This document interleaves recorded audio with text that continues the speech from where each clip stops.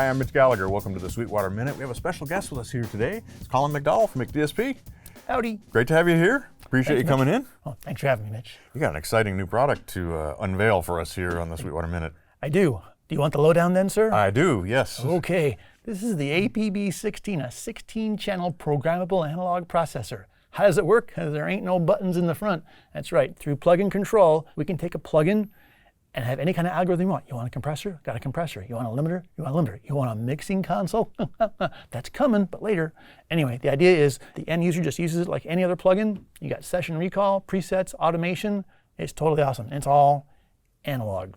Now, there are some things that I want to unpack just a little bit, because we've seen processors before that are controlled by plugins, but that's not what's happening here. This is really a blank slate, if you will, with a ton of processing power inside it. That's right. And the plugin is actually telling it what to be. That's right. And so it tells it to be a compressor, it tells it to be a limiter. Yep. Someday maybe tell it to be a mixing console, as you hinted there.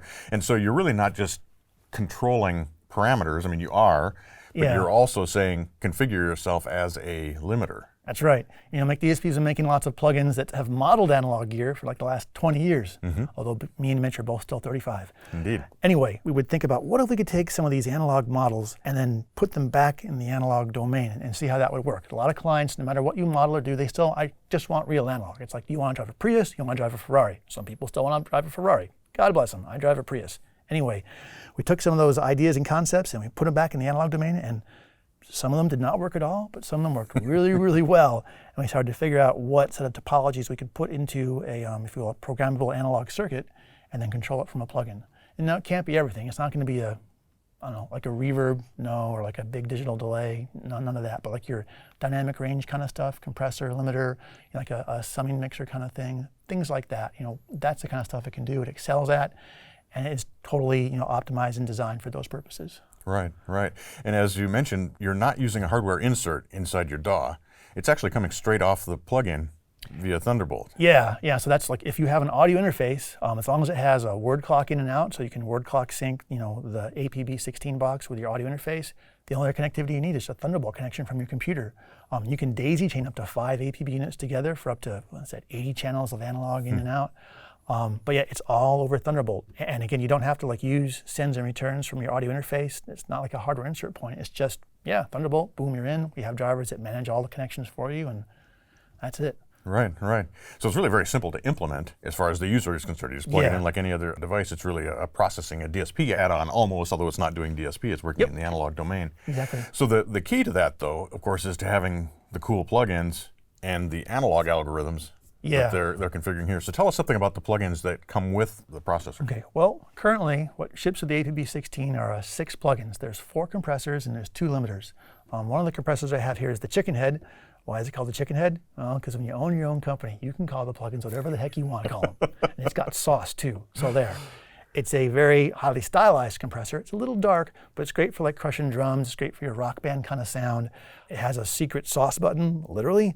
Kind of like enhances your low end or makes things just a little bit more bassy, but it does so with an implementation that's available inside the analog electronics of the APB-16 hardware processor. Right, so still happening all in the analog domain. Yeah, I'm just going to bring up one other plugin.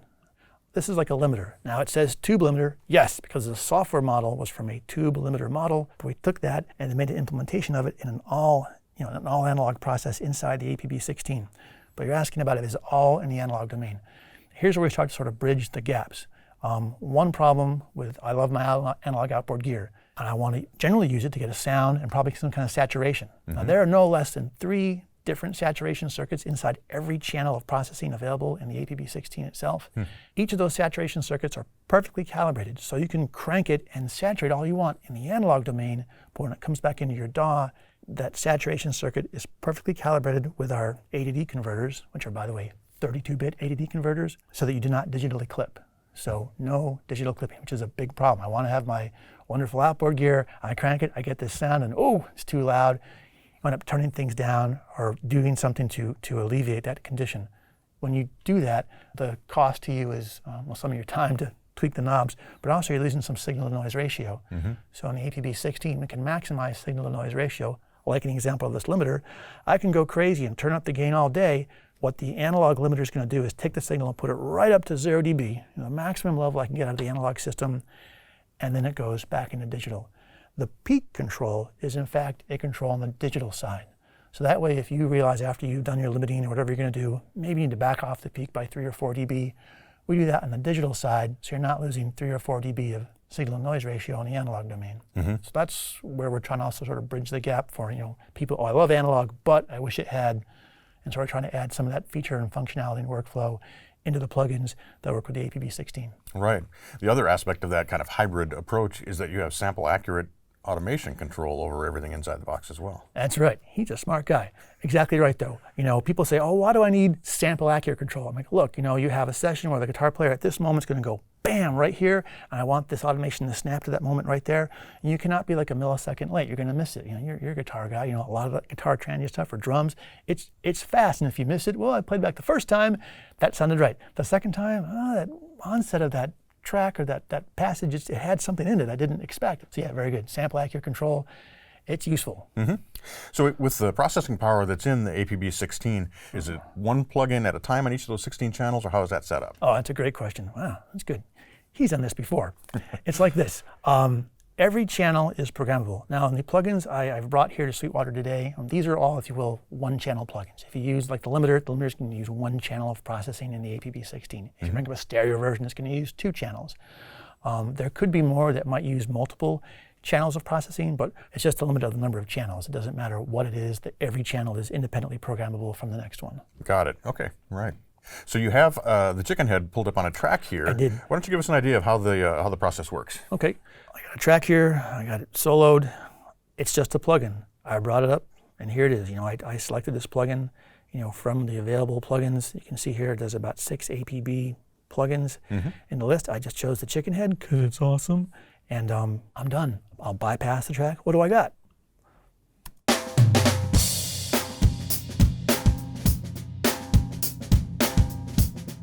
Okay, thanks, drummer. Anyway, let's put the plugin in and hear what we got. Now we're going to bypass. And back in. Now we're going to add some sauce.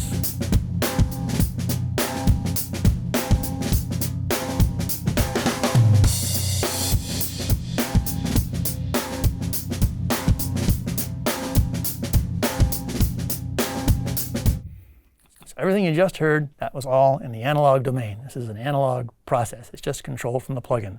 Yet classic kind of compressor on drums kind of sound. I can bring up the room tone. This compressor is maybe a little dark, but it has a good vibe, in my totally biased opinion.